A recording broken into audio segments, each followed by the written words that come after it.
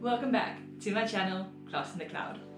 On this channel, you'll find tips and suggestions to help you get started and make a success of your online teaching and online learning journey. If you are new to this channel, please remember to hit subscribe and to ring that bell so you can be notified anytime that I upload a new video.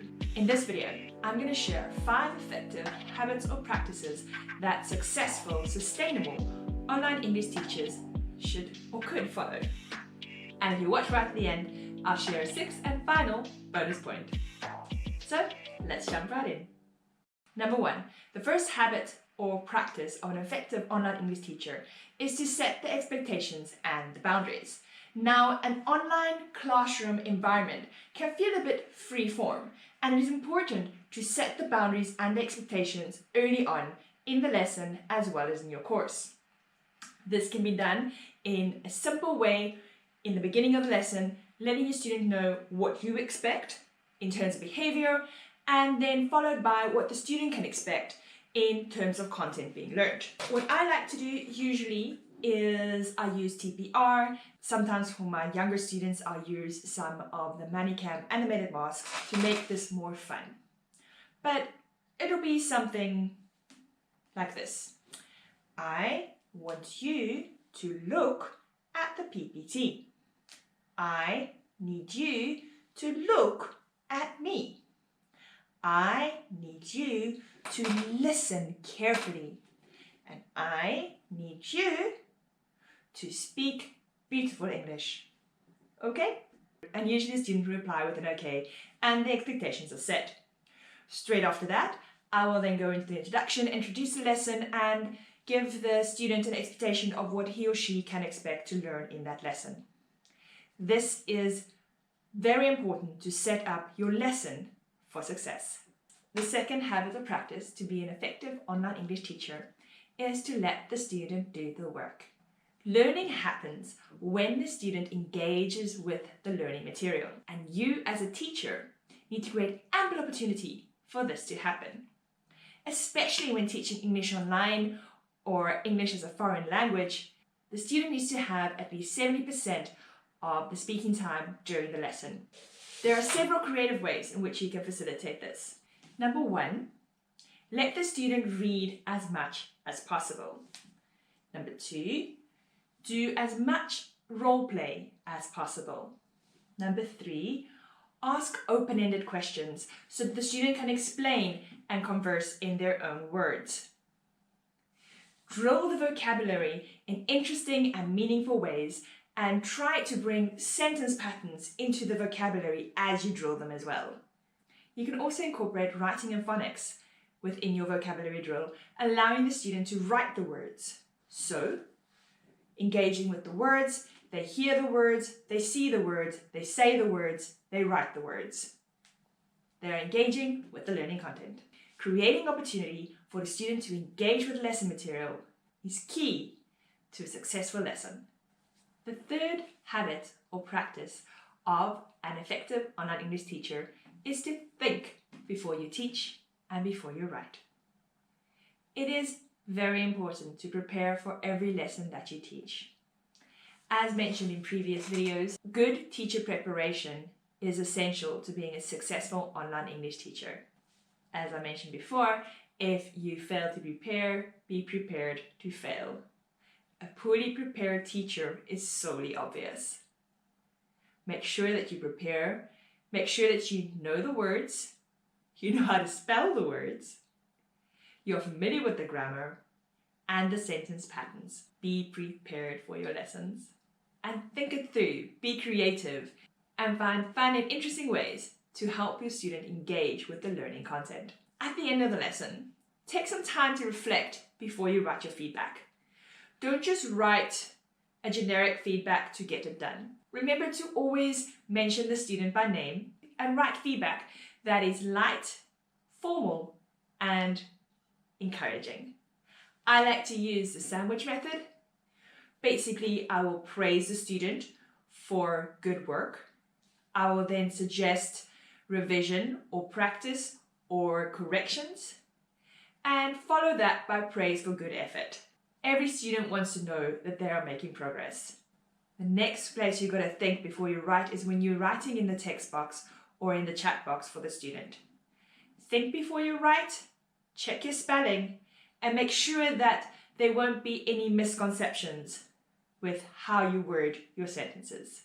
Think before you write. The fourth habit or effective online teaching strategy is to foster a personal relationship with each and every student.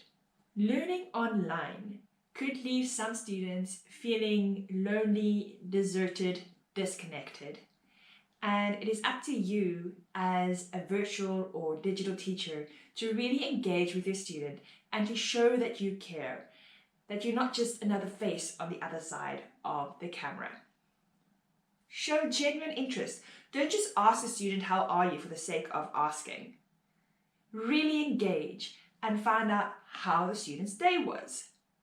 What's their favorite color? What subject did they enjoy at school today? If he says, for example, he played a basketball game, find out how the basketball game went and if they won. It is so important to build a personal relationship with your students. Another way to do this could be to personalize the learning content. Say, for example, the word is bike. You can drill the word bike, but you can also ask the student, do you have a bike?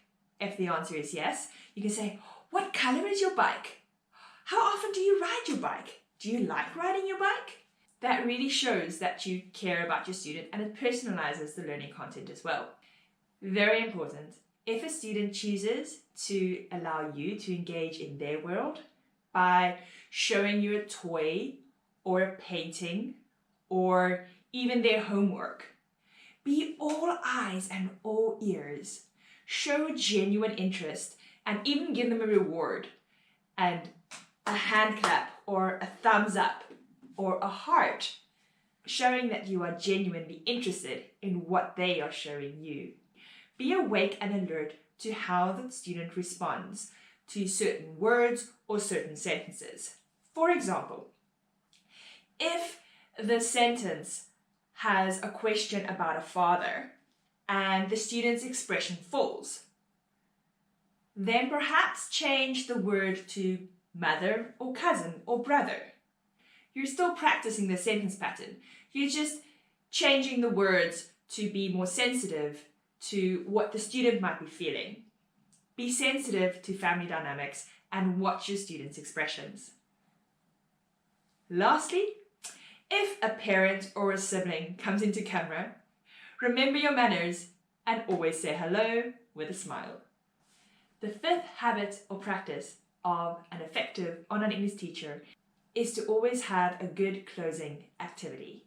Plan your lesson in such a way and use timestamps if needed, so that in the last minute or so of your lesson, there is time to recap, summarize, and reflect on the lesson in such a way that the student is made keenly aware of what they are taking away from this lesson.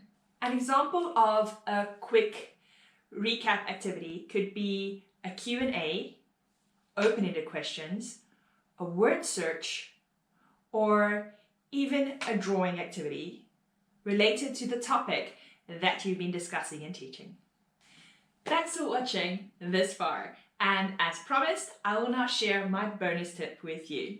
Habit or practice number 6 of an effective online English teacher is to use the resources available to you effectively and creatively.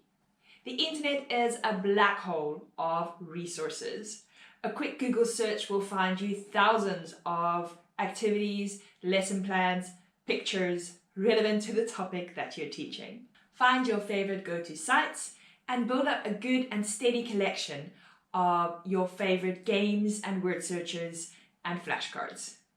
Also, collect flashcards or resources for your students to use that you can digitally upload into the chat box if needed. Remember to keep these resources relevant to the topic you're teaching and to the age of the student. Lastly, remember to build up a good collection of props, realia, and flashcards to use in your lesson. Make sure you have a good balance between digital and physical. But remember, as I said in a previous video, where I discuss my top 10 props, link below, that no prop at all is better than a prop without a purpose. Make sure that every prop and resource you use, whether digital or physical, is used for the purpose of extending learning and engaging the student with the content.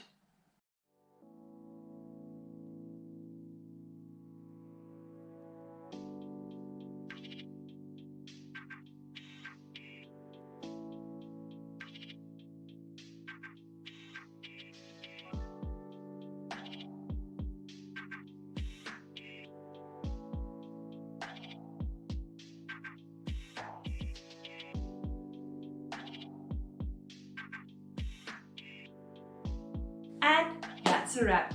Thanks for watching. I hope you found this video helpful. If you did, give us a thumbs up and don't forget to hit subscribe and ring the bell so you can be notified when I upload my next video. I'm Simi, this is Class in the Cloud. See you next time. Goodbye.